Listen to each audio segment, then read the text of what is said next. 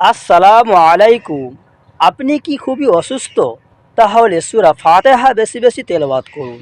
Because সূরা ফাতিহা সমস্ত রোগের শিফা। সহিহ বুখারী 5736।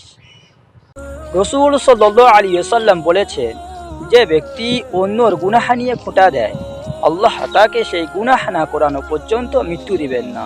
আমরা অন্যর গুনাহ নিয়ে সমালোচনা করা থেকে দূরে থাকব। সৃষ্টির সবে কিছু ভেরি নাইস, আই মিন খুবই সুন্দর, বাট মানুষের মন মানসিকতা ভেরি ব্যাড, আই মিন খুবই খারাপ। রাসূল সাল্লাল্লাহু আলাইহি ওয়াসাল্লাম বলেছেন, তোমরা কোরআন বেশি বেশি পাঠ করো, কেননা কিয়ামতের দিন কোরআন তোমাদের হয়ে সুপারিশ করবে।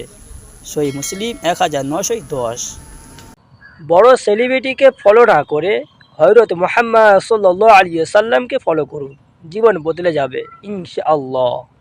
যে ব্যক্তি একটি নেক কাজে দাওয়াত দেবে, সেই ব্যক্তি আমলকারীদের মতন সমান সওয়াব পাবে। সহিহ মুসলিম 1980। নবী করিম সাল্লাল্লাহু আলাইহি ওয়াসাল্লাম ইরশাদ করেন, ফরজ নামাজের পর সবচেয়ে উত্তম নামাজ হলো রাতের নামাজ, অর্থাৎ তাহাজ্জুদের নামাজ। সহিহ মুসলিম 1163। রাসূল করিম সাল্লাল্লাহু আলাইহি ওয়াসাল্লাম বলেছেন, সৎ কাজ ব্যতীত অন্য কোনো কিছুই হায়াত বাড়াতে পারে না। তিরমিজি 2139। জ্ঞানী হও বাট অহংকারী হও না।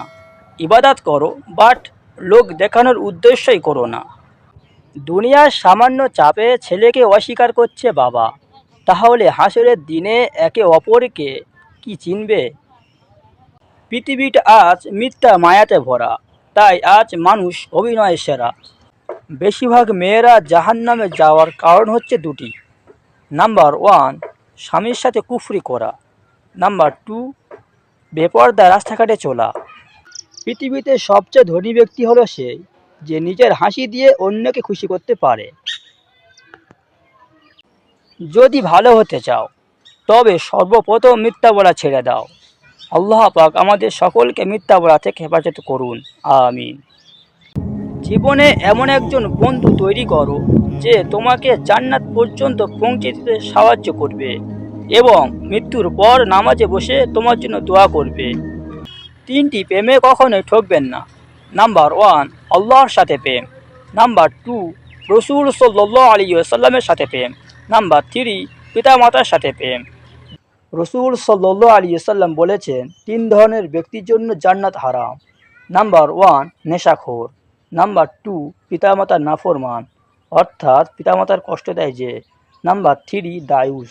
আল্লাহ পাক আমাদের সকলকে এই জিনিসগুলো থেকে হেফাজত করুন।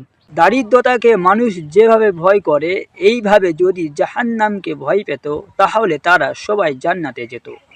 সহিহ বুখারী 7375। যে ব্যক্তি সূরা ইখলাসকে ভালোবাসে, আল্লাহ তাআলা তাকে ভালোবাসে। সুবহানাল্লাহ। রাসূল সাল্লাল্লাহু আলাইহি ওয়াসাল্লাম বলেছেন, প্রতিটি মানুষ ভুলকারী, আর ভুলকারীর মধ্যে তারাই উত্তম যারা তওবাকারী। কি অদ্ভুত তাই না? আপনি সারা রাত জাগলেন, ঘুম আসলো না, বাট আফসোস আজান হলো, ঘুম ভাগলো না। এই 3 শ্রেণীর মানুষ দাওয়াত দিলে দাওয়াত গ্রহণ করবেন না। বিকজ নাম্বার 1, যে খাওয়ানোর পর খোঁটা দেয়। নাম্বার 2, যে সবসময় স্বার্থ নিয়ে চলে। নাম্বার 3, হঠাৎ পরিচয় হয়েছে এমন লোকের বাড়িতে। যারা ছিনিয়ে নিয়ে খায় তাদের কখনো পেট ভরে না, আর যারা ভাগ করে খায় তারা কখনো ভুকা মরে না। হে যুবক, মেয়েদের প্রেমে পড়ে কাটছো তুমি দাড়ি। ইউসুফ নবী দাড়ি দেখে হাত কাটতো নারী। হে আল্লাহ, আমাদের সমাজের যুবক যুবতীদেরকে রক্ষা করুন। দানে কখনো ধন কমে না, ক্ষমায় কখনো ক্ষমতা কমে না, নর্মতায় কখনো মর্যাদা কমে না। যদি প্রেমে পড়তে হয় তবে আল্লাহর প্রেমে পড়ো, এই প্রেমের পরিণতি শুধু জান্নাত। সুবহানাল্লাহ।